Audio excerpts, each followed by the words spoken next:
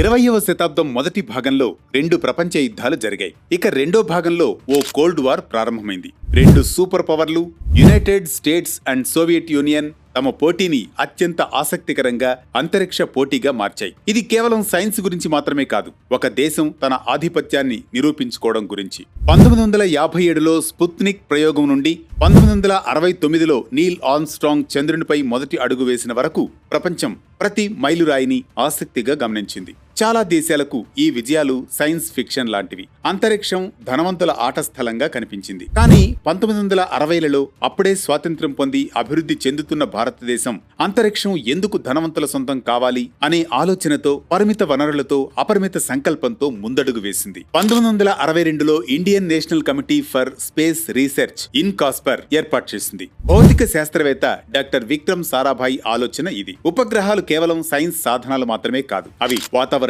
సూచనలు, వ్యవసాయ మార్గదర్శకాలు, దేశంలో సమాచార వ్యవస్థను మెరుగుపరచగలవని ఆయన భావించారు. కేరళలోని దుంబాలో ఓ ప్రయోగశాలను ఏర్పాటు చేశారు. ఎందుకంటే భూ అయస్కాంత క్షేత్రాన్ని అధ్యయనం చేయడానికి ఈ స్థలం సరైనది. 1963 నవంబర్ 21న ఒక చిన్న అమెరికన్ రాకెట్ ను సైకిల్ పై ప్రయోగ స్థలానికి తీసుకెళ్లారు. ఆ రాకెట్ 208 కిలోమీటర్ల ఎత్తుకు ఒక ఫ్రెంచ్ పేలోడ్ ను తీసుకెళ్లింది. ఇది ఉపగ్రహం కాదు, భారతీయ నిర్మితం కూడా కాదు. కానీ భారతదేశం అంతరిక్ష ప్రయోగాలు చేయగలదని నిరూపించింది. ఆ మొదటి ప్రయోగం తర్వాత భారతదేశ ఆశయాలు వృద్ధి చెందాయి. స్వాతంత్ర దినోత్సవం సందర్భంగా 1969లో ఇన్కాస్పర్ ఇండియన్ స్పేస్ రీసెర్చ్ ఆర్గనైజేషన్ ఇస్రోగా రూపాంతరం చెందింది. 1975లో ఇస్రో తన మొదటి ఉపగ్రహం ఆర్యభట్టను నిర్మించి ప్రయోగించింది. ఇది సోవియట్ రాకెట్ ద్వారా ప్రయోగించబడినప్పటికీ ఆ ఉపగ్రహం పూర్తిగా ఇస్రో శాస్త్రవేత్తలు రూపొందించి ఇంజనీరింగ్ చేసి పరీక్షించారు. అంతరిక్ష సాంకేతికతలో ఇప్పుడే అడుగులు వేస్తున్న దేశానికి ఇది గర్వకారణమైన క్షణం. తర్వాతి సంవత్సరాల్లో విజయాలు, వైఫల్యాలు మిశ్రమంగా ఉన్నాయి. కానీ ప్రతి సమస్య ఒక పాఠంగా మారింది. 1980లలో సోవియట్ యూనియన్ భాగస్వామ్యంతో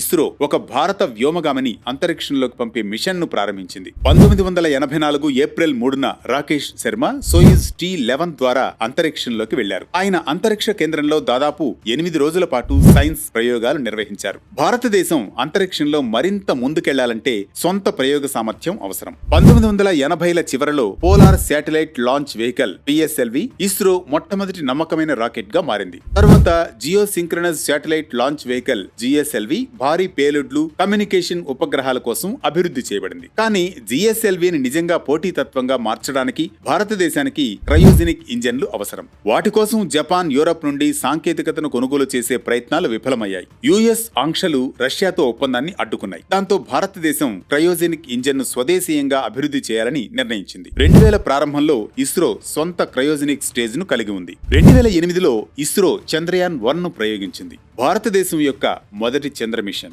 ఇది చంద్రుడిపై నీటి అణువులను గుర్తించింది. 5 సంవత్సరాల తర్వాత భారతదేశం మార్స్ పై దృష్టి పెట్టింది. 2014 సెప్టెంబర్లో మార్స్ పైకి చేరిన మొదటి ఆసియా దేశంగా, మొదటి ప్రయత్నంలోనే దీనిని సాధించిన ప్రపంచంలోని మొదటి దేశంగా భారత్ నిలిచింది. 2019లో ఇస్రో చంద్రయాన్-2 ను ప్రయోగించింది. కానీ ల్యాండర్ ల్యాండింగ్ కు కొద్ది క్షణాల ముందు సంబంధం కోల్పోయింది. 2023 ఆగస్టులో చంద్రయాన్-3 ద్వారా చంద్రుని దక్షిణ ధ్రువంపై విజయవంతంగా ల్యాండ్ అయిన తొలి దేశంగా భారత్ నిలిచింది. కేవలం $75 మిలియన్ ఖర్చుతో భారతదేశం ఈ ఘనతను సాధించింది. 2025లో అంతరిక్షంలో అడుగుపెట్టిన రెండవ భారతీయుడిగా శుభాంశు శుక్లా నిలిచాడు. ప్రైవేట్ యాక్సియం స్పేస్ మిషన్ 4 ద్వారా అంతర్జాతీయ అంతరిక్ష కేంద్రానికి ప్రయాణించాడు. భారతదేశ అంతరిక్ష ఆర్థిక వ్యవస్థ ఇప్పుడు $8.4 బిలియన్ విలువైనది. ప్రపంచ మార్కెట్లో ఇది సుమారు 2%. 2033 నాటికి మార్కెట్లో ఈ పరిశ్రమను $44 బిలియన్ పెంచడం లక్ష్యం. 5 సంవత్సరాల క్రితం భారతదేశంలో 50 కంటే తక్కువ అంతరిక్ష స్టార్టప్లు ఉండేవి. ఇప్పుడు